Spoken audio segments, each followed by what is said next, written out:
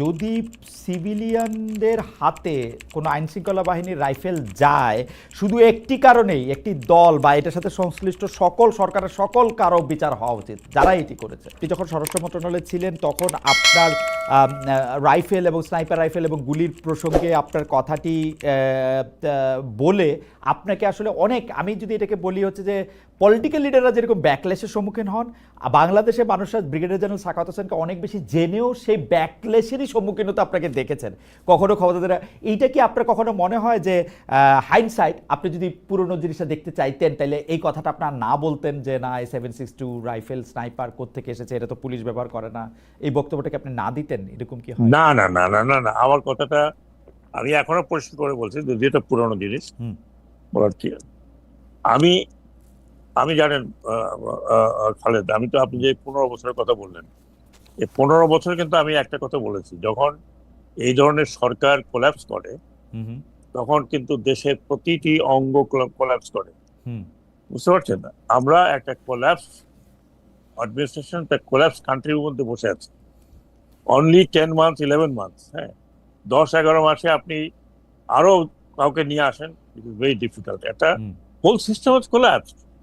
তাহলে 15 বছর আপনি নিজে দেখেছেন যে আইন থেকে শুরু করে আপনার কোর্ট থেকে শুরু করে কোন জায়গাটা ডিট ফাংশন, কোন জায়গাটায় তারা নিজেদের মতো করে করেন। এইটা কোল্যাপস, হ্যাঁ, এই যে কোল্যাপসটা করেছে দেখেছি। নন পুলিশ তাদের হাতে রাইফেল।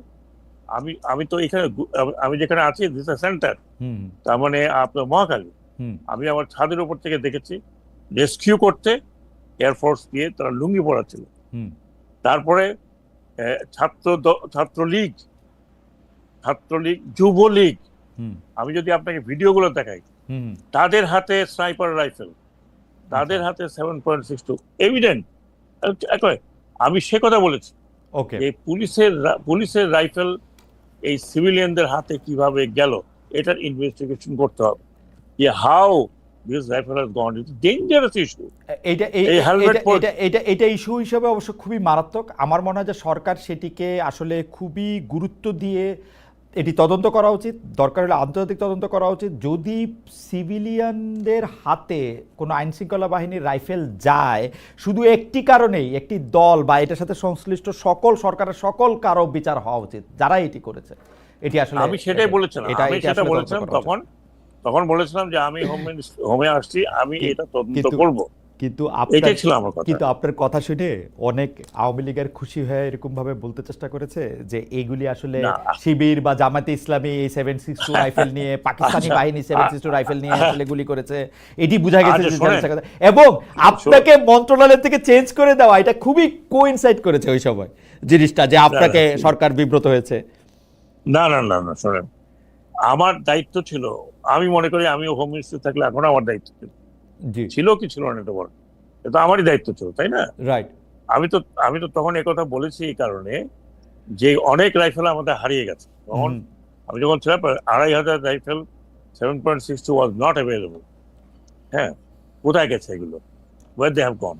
আমি তো একটা আলটিমেটাম দিয়েছিলাম যে 1 তারিখের মধ্যে রাইফেল যদি জমা না দেয় ধরে নেওয়া হবে যে তারা ব্যান্ডিট। হ্যাঁ, এখনো তো অনেক, আমি জানি না কতগুলো।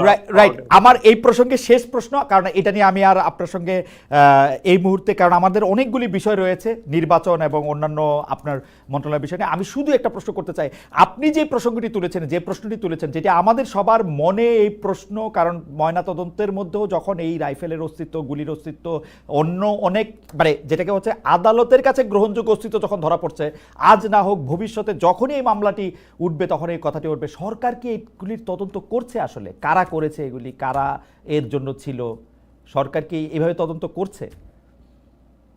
এটা তো হোম মিনিস্ট্রি, আমরা আশা করব যে ক্যাবিনেটেও আপনারা নিশ্চয়ই এগুলি নিয়ে কথা বলবেন এবং কারা এর জন্য আসলে দায়ী, ইতিহাসের প্রয়োজনে আমরা যেন সেগুলি জানতে পারি, বা কাদের কাছে আসলে, কোন সিভিল লোকদের কাছে আসলে এই অস্ত্র কারা দিয়েছিল।